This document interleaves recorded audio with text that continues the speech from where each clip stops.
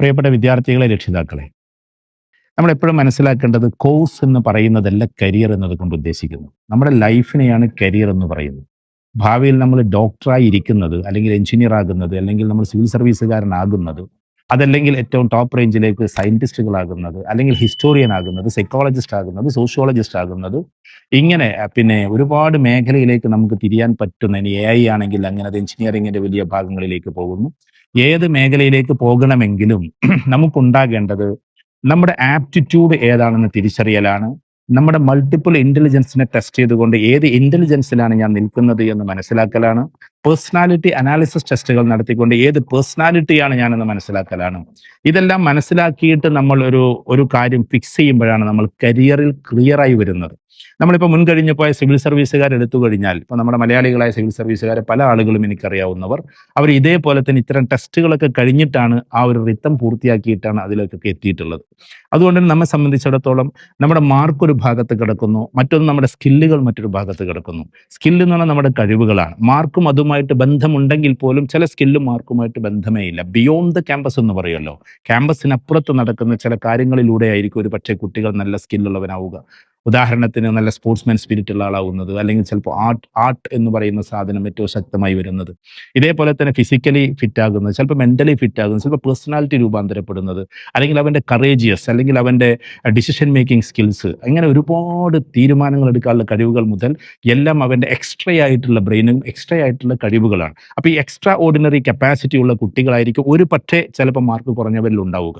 അപ്പോൾ നമ്മൾ ശ്രദ്ധിക്കേണ്ടത്, ഇവരുടെ ഈ കഴിവിനെ നിദാനമാക്കിക്കൊണ്ട് ലോകത്തിലെ എത്രയോ യൂണിവേഴ്സിറ്റികളിൽ, വലിയ വലിയ യൂണിവേഴ്സിറ്റികൾ അഡ്മിഷൻസ് ഉണ്ട് അവർക്ക്.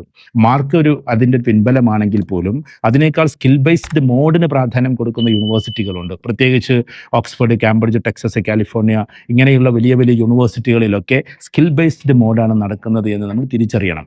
ഇങ്ങനെ ലോകത്തിലെ ഏറ്റവും ടോപ്പ് റേഞ്ചിലുള്ള യൂണിവേഴ്സിറ്റിയിലേക്ക് എത്തുന്നത് മുതൽ, നമ്മുടെ നാട്ടിലുള്ള സെൻട്രൽ യൂണിവേഴ്സിറ്റിയിലേക്ക് എത്തുന്നത് മുതൽ, ഇതേപോലെ തന്നെ വലിയ വലിയ ടെസ്റ്റുകൾ, ഇപ്പോൾ NDA, നാഷണൽ ഡിഫൻസ് അക്കാഡമി പോലെയുള്ള, സിവിൽ സർവീസ് പോലെയുള്ള എക്സാമിനേഷൻസിലേക്കൊക്കെ എത്തുന്നതിന് വേണ്ടിയിട്ടുള്ള സ്കില്ലായിരിക്കും ഒരു പക്ഷേ നമുക്കുണ്ടാവുക. ഇതിനെ അനലൈസ് ചെയ്തിട്ട് വേണം നമ്മൾ എന്താക്കാൻ, ഈ പറയുന്ന കാര്യങ്ങളൊക്കെ പൂർത്തീകരിക്കാൻ. ദയവ് ചെയ്തിട്ട് നമ്മുടെ കൂട്ടുകാർ തിരഞ്ഞെടുത്തു എന്നതിൻ്റെ പേരിൽ കരിയർ നിങ്ങൾ തിരഞ്ഞെടുക്കരുത്.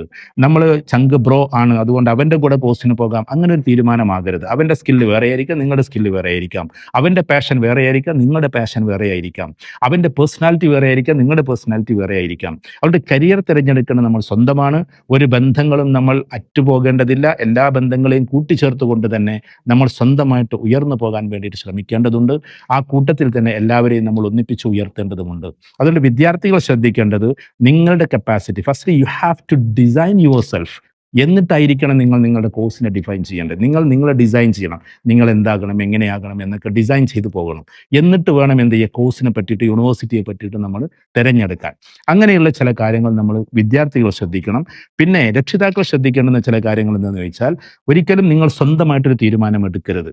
കാരണം കുട്ടികളുടെ കപ്പാസിറ്റിയും അവരുടെ ആപ്റ്റിറ്റ്യൂഡും അവരുടെ ഇഷ്ടങ്ങളും അവരുടെ പാഷനൊക്കെ വേറെയാണ്. അതുകൊണ്ട് നമ്മുടെ ഇഷ്ടങ്ങൾ അവരിൽ നടപ്പിലാക്കുക എന്നതിന് പകരം അവരെ ഇരുത്തിക്കൊണ്ട് ഈ ടെസ്റ്റുകളൊക്കെ നടത്തി, അല്ലെങ്കിൽ ക്യാമ്പുകളിലൊക്കെ പങ്കെടുപ്പിച്ച് എങ്ങനെയായിരിക്കണം എൻ്റെ കുട്ടി പോകേണ്ടത് എന്ന് അവൻ്റെ ഇഷ്ടത്തിനു കൂടി പ്രാധാന്യം കൊടുത്തുകൊണ്ടേ ഓരോ രക്ഷിതാക്കളും തീരുമാനിക്കാൻ പാടുള്ളൂ. അല്ലാതെ എൻ്റെ മകൻ ഡോക്ടർ തന്നെ ആകണമെന്ന്, എൻ്റെ മകൻ IIT-യിൽ തന്നെ എത്തണമെന്ന് ഇല്ല. അങ്ങനെ നമ്മൾ ചെയ്യാൻ പാടില്ല. കാരണം മാത്തമാറ്റിക്കൽ ആൻഡ് ലോജിക്കൽ സ്കില്ലും അതേപോലെ ടെക്നിക്കൽ സ്കില്ലും ഉള്ളവരാണ് ശരിക്കും എങ്ങോട്ടെത്തുന്നത്, IIT-യിലേക്ക് എത്തേണ്ടത്. എന്നാൽ ബയോ എന്ന് പറയുന്ന കാര്യത്തിൽ ഇൻഡെപ്ത് ആയിട്ട് ചിന്തിക്കുന്ന കുട്ടികളും അതേപോലെ ഫിസിക്സും കെമിസ്ട്രി ഉള്ളവരാണ് ഏറ്റവും കൂടുതലായിട്ടും മെഡിസിന് പോകേണ്ടത്. ഇത് ആർക്കാണ് താങ്ങുക, എങ്ങനെയാണ് പോകുക എന്നൊക്കെ കുട്ടികൾക്കേ അറിയൂ. അതുകൊണ്ട് കുട്ടികളെ ഇരുത്തിക്കൊണ്ട് അവരെ കൂടി ഷെയർ ആക്കിക്കൊണ്ട്, അഥവാ അവരുടെ തോട്ട്സും കൂടി മിങ്കിളാക്കിക്കൊണ്ട് വേണം നമ്മൾ ഡിസിഷൻ എടുക്കാൻ. സ്വന്തമായിട്ട് അവർ ഇഷ്ടത്തിനനുസരിച്ച് കൂട്ടുകാർക്കൊപ്പം പോകുന്നതിന് നമുക്ക് വേണമെങ്കിൽ തടയാം. നേരെ മറിച്ചിട്ട് അവരുടെ കപ്പാസിറ്റി അളന്ന് തിട്ടപ്പെടുത്തി രണ്ടു കൂട്ടരും കൂടി തീരുമാനിക്കുന്ന ഒന്നായിരിക്കണം കരിയർ. അത് നമ്മുടെ കരിയറിൽ ടോപ്പാകുന്നത് പോലെ തന്നെ അവൻ കുടുംബത്തിലും ടോപ്പായിരിക്കണം, സമൂഹത്തിലും ടോപ്പായിരിക്കണം. ഇങ്ങനെ എല്ലാ അർത്ഥത്തിലും പെർഫെക്റ്റ് ആയ ഒരു കുട്ടിയാകാൻ വേണ്ടിയിട്ടാണ് നമ്മൾ ശ്രമിക്കേണ്ടത്. നമ്മുടെ കുട്ടികൾ കേവലം ഒരു കോഴ്സ് ചെയ്തിട്ട് എവിടെയെങ്കിലും എത്തേണ്ടവരല്ല. സത്യത്തിൽ അവർ ഈ സമൂഹത്തിന് ഉതകുന്ന കുട്ടികളായിരിക്കണം. അവരൊരു ഇന്റർനാഷണൽ പേഴ്സണാലിറ്റി ആകാൻ പറ്റുമെങ്കിൽ അങ്ങനെ ഒരു ഗ്ലോബൽ ലെവലിലുള്ള ഒരു പേഴ്സണാലിറ്റി ഉണ്ടല്ലോ, അതൊരു വല്ലാത്തൊരു മോഡ് തന്നെയാണ്. അതിലേക്ക് എത്താൻ പറ്റുന്നുവെങ്കിൽ അങ്ങനെ ഈ ലോകത്തിലെ ഏറ്റവും നല്ല കരിയറായിട്ട് അറിയപ്പെടുന്നത് എന്തെന്നറിയാം, സോഷ്യൽ റിഫോമർ ആവുക എന്നതാണ്. സമൂഹത്തെ നവീകരിക്കാൻ പറ്റുന്ന വ്യക്തിയായി മാറുക എന്നതാണ്. അവൻ ഡോക്ടറായാലും എഞ്ചിനീയർ ആയാലും കലക്ടറായാലും ആരായിരുന്നാലും ശരി, ഈ സമൂഹത്തിൽ ഇമ്പാക്റ്റബിലിറ്റി ഉണ്ടാക്കുന്ന കുട്ടിയാവുക എന്നതാണ് ഏറ്റവും പ്രധാനപ്പെട്ട കാര്യം. അപ്പം നമ്മുടെ കുട്ടികളൊക്കെ ഒരു ലീഡേഴ്സ് ആകട്ടെ, അവരൊക്കെ വലിയ ഡ്രീമേഴ്സ് ആകട്ടെ. അങ്ങനെയുള്ള കുറേ കാര്യങ്ങൾ ചെയ്തിട്ട് വേണം നമ്മുടെ കുട്ടികളെ നമ്മൾ ശരിക്കും എന്താവാൻ, നമ്മുടെ കരിയർ ഫിക്സ് ചെയ്യാൻ വേണ്ടിയിട്ട് നമ്മൾ തീരുമാനിക്കേണ്ടത്. അതിന് ഒരുപാട് കാര്യങ്ങളുണ്ട്. അതിങ്ങനെ ഒരു 5 മിനിറ്റോ 10 മിനിറ്റോ പറഞ്ഞതുകൊണ്ട് കാര്യമില്ല. വൺ ഡേ ട്രെയിനിങ്ങിലൂടെയാണ് സത്യത്തിൽ കുട്ടികൾ അതിലേക്ക് മാറേണ്ടത്. അതുകൊണ്ട് തന്നെ ഒരുപാട് ആളുകളുടെ ആവശ്യപ്രകാരം, ഒരുപാട് ആളുകളുടെ കോള് പ്രകാരം ഈ പ്രാവശ്യം നമ്മൾ രാവിലെ മുതൽ വൈകുന്നേരം വരെ വരുന്ന ഒരു വലിയൊരു ക്യാമ്പ് നമ്മൾ സംഘടിപ്പിക്കുന്നുണ്ട്. 29-ാം തീയതി കോട്ടക്കൽ വെച്ചിട്ടാണ്, മെയ് 29-ന് കോട്ടക്കൽ വെച്ചിട്ട് രാവിലെ മുതൽ വൈകുന്നേരം വരെയുള്ളൊരു ക്യാമ്പ് സംഘടിപ്പിക്കുന്നുണ്ട്.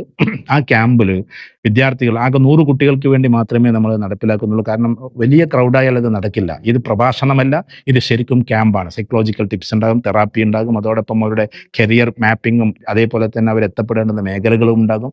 എല്ലാം കൂടി അടങ്ങിയിട്ടുള്ള അവരുടെ സ്വഭാവ രൂപീകരണങ്ങൾ ഉണ്ടാകും. അതേപോലെ തന്നെ ഇന്നത്തെ കെടുതികളായിട്ടുള്ള നെഗറ്റീവ് വശങ്ങളുണ്ടല്ലോ, അതിൽ നിന്നെല്ലാം രക്ഷപ്പെടുന്ന അതിന് വേണ്ടിയിട്ടുള്ള എല്ലാ ട്രിക്സും ഉണ്ടാകും. എല്ലാം കൂടി കൂടിയിട്ടുള്ള ഈ സുന്ദരമായ ക്യാമ്പിലേക്ക് നിങ്ങളെ നമ്മൾ ക്ഷണിക്കുന്നു. അതോടൊപ്പം തന്നെ ഇതിലേക്ക് രക്ഷിതാക്കൾക്ക് ലാസ്റ്റ് സെഷനിൽ എത്താനുള്ള സാഹചര്യം ഉണ്ടാക്കും നമ്മൾ. എന്നിട്ട് അവരും കുട്ടികളും തമ്മിലുള്ള ഒരു ബോണ്ടിങ്ങും കൂടി ഇതിൻ്റെ ഭാഗമായി നമ്മൾ തീരുമാനിക്കുന്നുണ്ട്. എന്നിട്ട് കുട്ടികളെയും കൊണ്ട് നിങ്ങൾക്ക് പോവാം. ഏറ്റവും സുന്ദരമായി കുട്ടികളുടെ ഭാവി നിർണയിച്ചുകൊണ്ട് അതിലേക്കുള്ളൊരു കുതിപ്പിൻ്റെ ആദ്യപടി നടത്തിക്കൊണ്ട് നമുക്കന്ന് നല്ല രീതിയിൽ പിരിയാം. എല്ലാ ആശംസകളും നേരുന്നു. എല്ലാവർക്കും നന്ദി.